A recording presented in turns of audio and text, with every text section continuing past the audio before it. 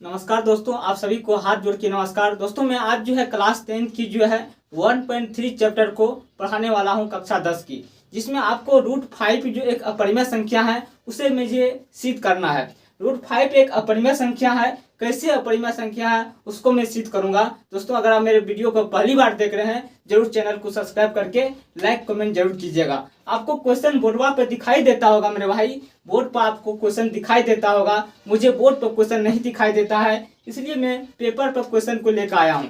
क्योंकि आप देख सकते हैं क्वेश्चन वहां लिखा हुआ है कि √5 एक अपरिमेय संख्या है, सिद्ध करे।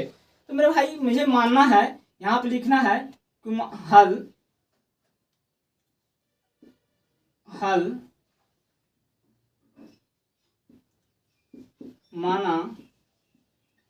माना कि √5 एक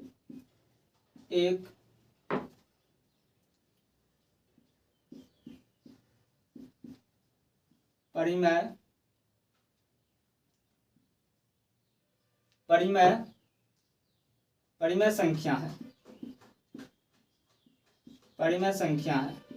ये चीजें मुझे मान लेना है मेरे भाई कि माना कि √5 एक परिमेय संख्या है। अगर मैं, आप ही जानिए मेरे भाई, अगर √5 को अगर मैं परिमेय संख्या मानता हूं तो मैं P/Q लिख सकता हूं या नहीं लिख सकता हूं? मैं लिख सकता हूं मेरे भाई, मैं लिख सकता हूं, क्योंकि आप सभी जानते हैं कि √5 अगर मैं एक परिमेय संख्या माना हो तो यानी कि √5 परिमेय संख्या माना हो तो √5 बराबर P/Q में लिख सकता हूं। क्योंकि परिमेय संख्या बराबर होता है, मैं यहां लिखूंगा जहां P और Q कोई पूर्णांक है, P और Q कोई पूर्णांक है मेरे भाई, और Q = ≠0। इस चीजों को आपको ध्यान रखना मेरे भाई। जब भी मैं √5 को एक परिमेय संख्या मानूंगा तो परिमेय संख्या माना तो P/Q अंश बटा हर, जहां Q = ≠0। अगर मैं, आप ही जानते हैं मेरे भाई, अगर मैं किसी भी संख्या को अगर 1 को अगर 0 से मैं भाग दूंगा तो ये इनडिफिनिट हो जाएगा, अपरिभाषित हो जाएगा मेरे भाई। क्या हो जाएगा, इस चीजों को समझने वाली बात है। अगर 1 को मैं 0 से मैं भाग दूं मेरे भाई तो ये इनडिफिनिट हो जाएगा, यानी कि इन्फिनाइट हो जाएगा। इसको मैं अपरिभाषित कहता हूँ। इस चीजों को आपको समझना होगा, इसीलिए मैं लिखा हूं यहाँ Q = ≠0। आप ये चीज समझ गए होंगे मेरे भाई। उसके बाद मैं जस्ट चलता हूं आपके साथ अगली टॉपिक। देखिए मेरे भाई, अगली टॉपिक है Q = ≠0। तो मैं यहाँ लिख सकता हूँ कि √5 बराबर P/Q। यहाँ मैं 1 लगा सकता हूँ, नहीं लगा सकता हूँ? यहाँ मैं 1 लगा सकता हूँ मेरे भाई। इस चीजों का आप ध्यान रखिएगा। तो P बराबर हो जाएगा मेरे भाई, P बराबर हो जाएगा √5, ये हो जाएगा। अब मुझे लिखना है मेरे भाई दोनों पक्षों में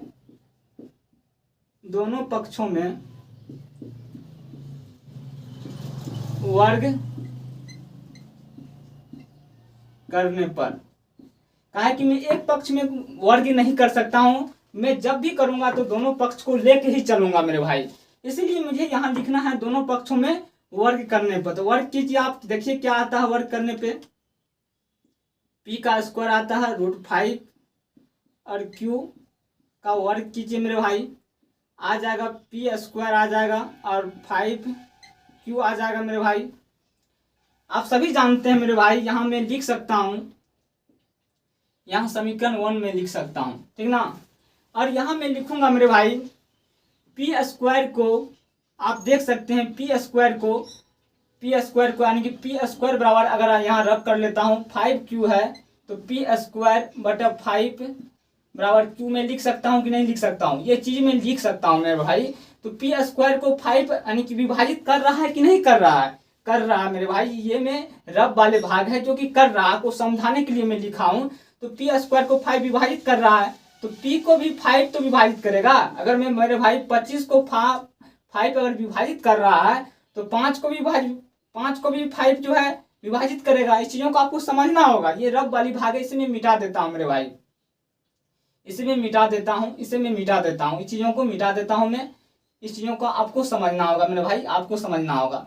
मैं यहाँ लिख सकता हूँ मेरे भाई P² को 5 विभाजित करता है, विभाजित विभाजित विभाजित करता है मेरे भाई। मैं यहाँ लिख सकता हूँ, मैं अच्छा से लिख सकता हूँ। अतः P को भी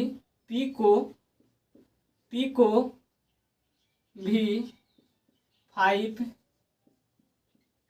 विभाजित करेगा। करेगा कि नहीं करेगा? करेगा मेरे भाई, करेगा, एकदम करेगा, विभाजित करेगा मेरे भाई। ये लो, आप इस चीज़ों को समझ गए। तो मैं इसको चलता हूँ अगली प्रोसेस में मेरे भाई। यहाँ में जगह नहीं है, यहाँ मैं लिखता हूँ। तो यहाँ मुझे लिखना है, माना कि इधर आप समझ गए होंगे मेरे भाई, क्लियरली आप समझ गए होंगे। मैं चलता हूँ अगली प्रोसेस पे। यहाँ मुझे लिखना है, माना कि P बराबर 5 मुझे मान लेना है। मान सकते हैं, जरूर मान सकते हैं मेरे भाई। P बराबर 5 यानी कि P बराबर 5 m लिख सकते हैं, मैं मान सकता हूँ। और इसको जो है समीकरण एक में ये मान मैं पुट करूंगा। समीकरण 1 का क्या दिया हुआ, P स्क्वायर बराबर 5Q स्क्वायर। इसको मैं समीकरण 1 में पुट करूंगा। इस मान को देख सकते हैं आप, समीकरण 1 में मान रखने पर मेरे भाई, समीकरण 1 में जो आप मान रखिएगा, आप इस चीज़ों को गौर से समझिए मेरे भाई। आपको एक्सप्लेन बहुत अच्छी तरीका से किया गया है, आप समझ सकते हैं इस चीज़ों को। आपको यहाँ से यहाँ तक अच्छी तरीका से आपको एक्सप्लेन किया जा रहा है। इस चीज़ों को आप गौर से समझते जाइए। समीकरण 1 में अगर P का मान को मैं पुट करूंगा तो समीकरण 1 में क्या दिया हुआ है, P बराबर 5Q स्क्वायर। तो P का मान यहाँ रखूंगा मैं भाई, P का मान यहाँ रखूंगा तो स्क्वायर हो जाएगा 5Q स्क्वायर। हो जाएगा कि नहीं हो जाएगा? हो जाएगा मेरे भाई। तो यहाँ मैं 5m स्क्वायर बराबर यहाँ लिख सकता हूँ 5Q स्क्वायर। मैं लिख सकता हूँ कि नहीं लिख सकता हूँ? मैं लिख सकता हूँ मेरे भाई, जरूर लिख सकता हूँ। आप कैलकुलेशन कीजिए यहाँ पर। तो मेरे भाई 5 से 5 यहाँ 5 कट जाएगा।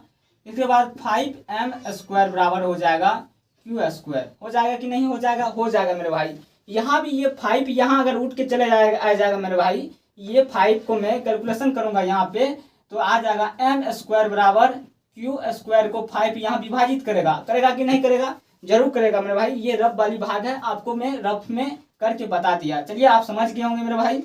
तो मेरे भाई यहाँ मैं लिख सकता हूँ, समीकरण 2, समीकरण में 2 लिख सकता हूँ। यहाँ भी आप लिख सकते हैं कि m स्क्वायर Q स्क्वायर को 5 विभाजित करता है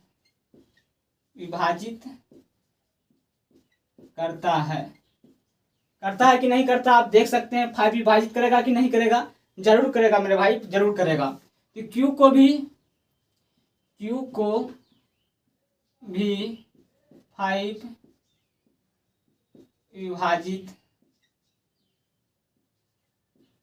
करेगा कि नहीं करेगा मेरे भाई? समीकरण 1 और तो समीकरण 2, समीकरण 1 और समीकरण 2 आप सभी अच्छी तरह से समझ गए होंगे मेरे भाई। जिस तरह सवाल कर रहा है कि यानी कि सिद्ध कीजिए कि √5 एक अपरिमेय संख्या। आपको तो क्वेश्चन दिखाई देता होगा स्क्रीन पर, मुझे तो क्वेश्चन दिखाई नहीं दे रहा है स्क्रीन पर मेरे भाई। मैं लिखूंगा मेरे भाई क्वेश्चन के अनुसार, यहाँ लिखूंगा मेरे भाई क्वेश्चन के अनुसार। अतः यह कथन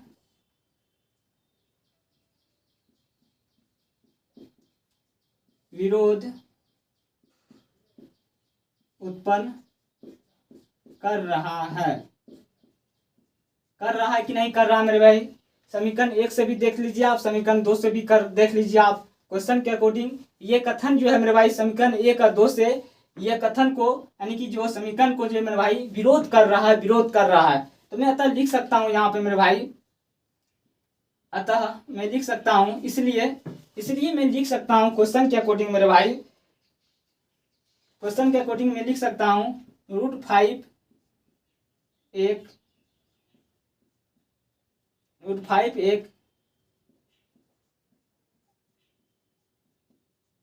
अपरिमेय संख्या है। यहाँ मैं प्रूव कर दिया, आपको दिखाई देता होगा। क्योंकि दोस्तों आपको मैं बहुत सरल तरीका से इस चीज़ों को डिफाइन किया हूँ, देख सकते हैं। पहले मैं एक एक चीज़ों को आपको डिफाइन किया हूँ, एक्सप्लेन किया हूँ, सरल तरीका से एक्सप्लेन किया हूँ मेरे भाई।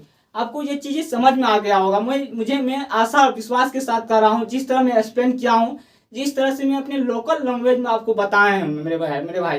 रूट 5 को मैं एक अपरिमेय संख्या है, मैं उसको मैं सिद्ध किया हूँ। तो क्लास 10th के लिए अगर पढ़ाई कर रहे हैं मेरे भाई, इस चैनल से आप जरूर जुड़ जाइए, डिजिटल एग्जाम भारत से। और इस पे मैं बहुत सरल तरीका से पढ़ाता हूँ। और अभी तक अगर चैनल को सब्सक्राइब नहीं किए हैं तो चैनल को सब्सक्राइब करके लाइक कमेंट जरूर कीजिए, ठीक ना। मैं अगली क्वेश्चन जो है 2 नंबर मैं अगली क्लास में लेकर आऊँगा, और इसी तरीका से और बहुत अच्छा तरीका से आपको एक्सप्लेन करूँगा, इससे भी बेहतर तरीका से, ठीक। और मैं अपनी वाणी को यहीं विराम करता हूँ, और आपका बेस्ट लक हो। कोई बोर्ड एग्जाम के लिए तो आप टेंशन ही हटा दीजिए, बिहार बोर्ड के एग्जाम के लिए क्लास 10th कोई भी विद्यार्थी हो, टेंशन हटा दीजिए अगर डिजिटल एग्जाम भारत से आप जुड़े हुए हैं तो, ठीक ना। ठीक, यहीं पे अपनी वाणी को विराम करता हूँ मैं। जय हिंद, जय भारत। चैनल को जरूर सब्सक्राइब कर लीजिएगा।